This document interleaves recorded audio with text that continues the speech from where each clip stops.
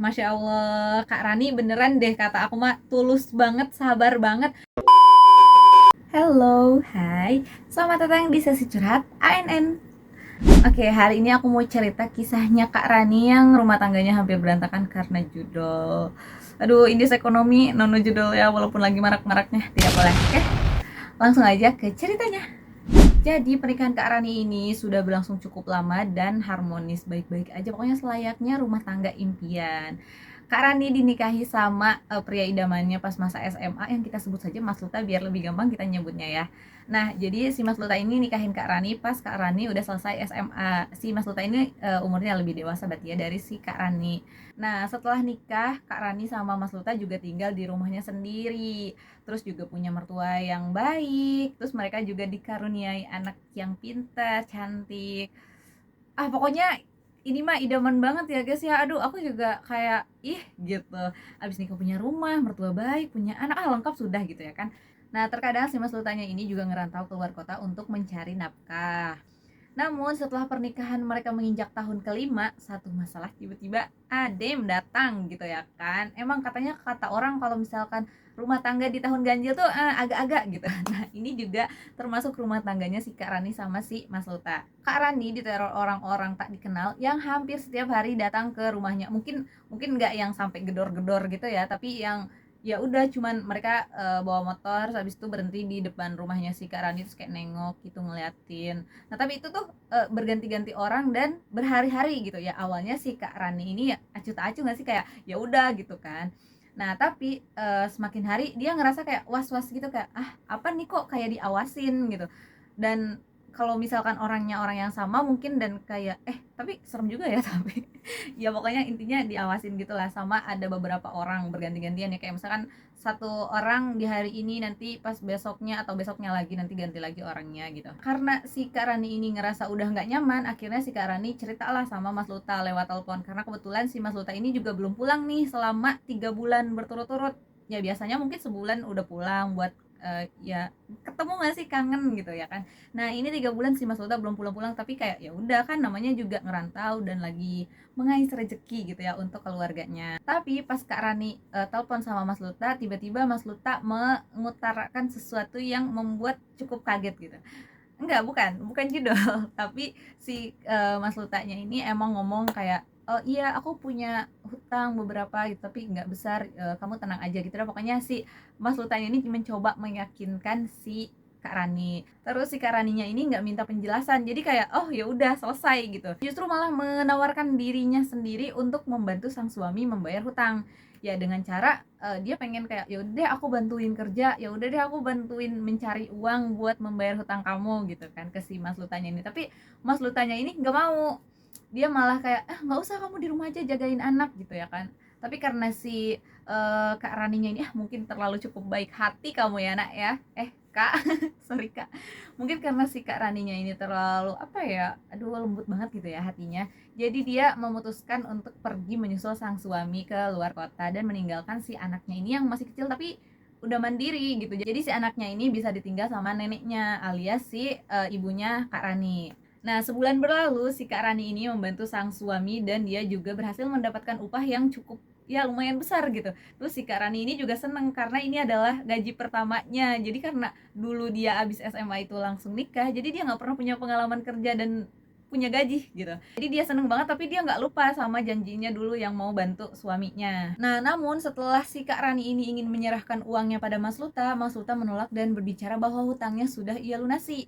Mas Luta juga nyuruh Rani untuk membelanjakan upah yang Rani terima untuk dibelikan pada apapun yang Rani inginkan. Rani pun senang dan akhirnya ia kembali ke rumah menjaga sang anak. Jadi uang yang tadi ia dapetin dari gajinya itu nggak jadi dikasih ke si Mas Luta karena utangnya si Mas Luta ternyata udah dibayar nih sama si Mas Luta gitu. Jadi dia belanjain lah uang yang dia terima dari gaji itu buat keinginan yang sempat tertunda gitu ya kan. Rani pikir semuanya sudah selesai dan bisa hidup tenang kembali. Namun ternyata selang beberapa bulan kemudian, kejadian beberapa waktu lalu terulang kembali. Kali ini Rani bukan hanya sekedar diteror, bukan hanya sekedar diawasin dari kejauhan, tapi juga didatengin debt collector ke rumah dengan dalih katanya sudah nunggak beberapa bulan cicilan bank.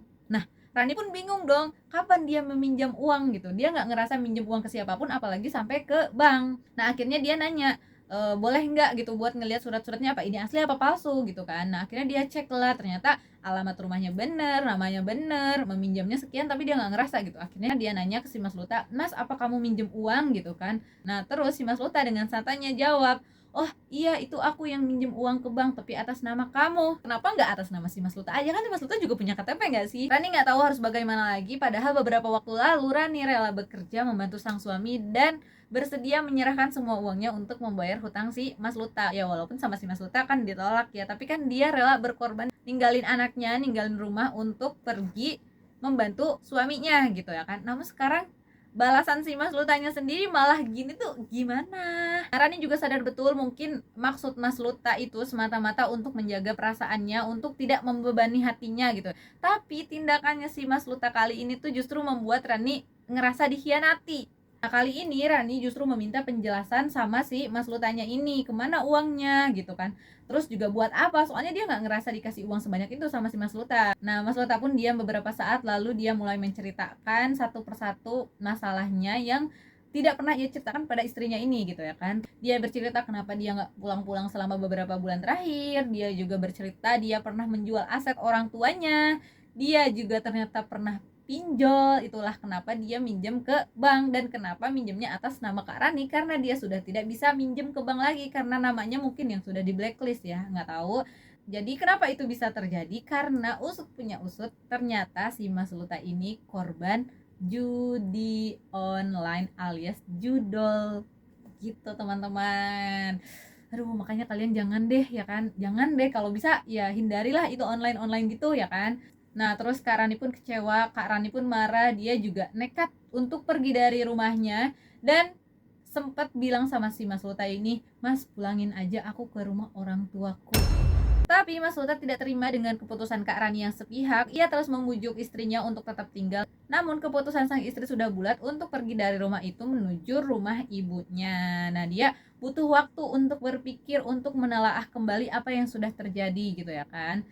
Nah, setelah beberapa waktu, setelah beberapa hari berlalu, dia pun mulai berpikir, dia pun mulai melihat keadaan, bagaimana anaknya menanyakan keberadaan ayahnya, bagaimana anaknya mulai bingung kenapa ayah dan ibu seperti sudah berjauhan mungkin ya. Dia juga melihat sepertinya anaknya mulai kehilangan arah. Kak Rani pun memutuskan untuk memberi kesempatan kedua untuk Mas Luta. Justru karena kejadian beberapa tahun lalu itu, rumah tangganya hari ini tuh jadi justru lebih erat, lebih harmonis, dan jadinya lebih terbuka lagi gitu. Nah Kak Rani juga cerita kalau misalkan banyak perjuangan istri yang disia-siakan sampai si istri benar-benar mati rasa, barulah sang suami berpikir bahwa tidak ada lagi wanita yang bisa menerima keadaan dirinya selain si istrinya itu sendiri. Jadi intinya dalam rumah tangga tidak ada yang mulus aja. Jangan pernah merasa paling benar seakan kesalahan hanya ada di laki-laki atau perempuannya aja gitu. Bisa aja dua-duanya juga salah, cuman mungkin karena nggak terasa gitu ya kan. Nah karena keberhasilan selalu diraih bersama, bukan masing-masing individu. Jadi suksesnya rumah tangga bukan karena istrinya yang soleh atau suaminya yang soleh yang bisa diatur, tapi suksesnya rumah tangga berawal dari bisa menerima kekurangan masing-masing pasangan. Bagus ya, emang bener kata-katanya si Kak Rani ini. Dalam rumah tangga itu kita harus bisa saling menerima dan mungkin bisa saling memaafkan ya. Makanya katanya menikah itu tentang saling memaafkan. Terharu banget sama kisah dari Kak Rani. Terima kasih buat ceritanya. Semoga Kak Rani dan keluarga sehat selalu, bahagia dan rukun, tentram terus ya rumah tangganya. Masya Allah, Kak Rani beneran deh, kata aku mah tulus banget, sabar banget.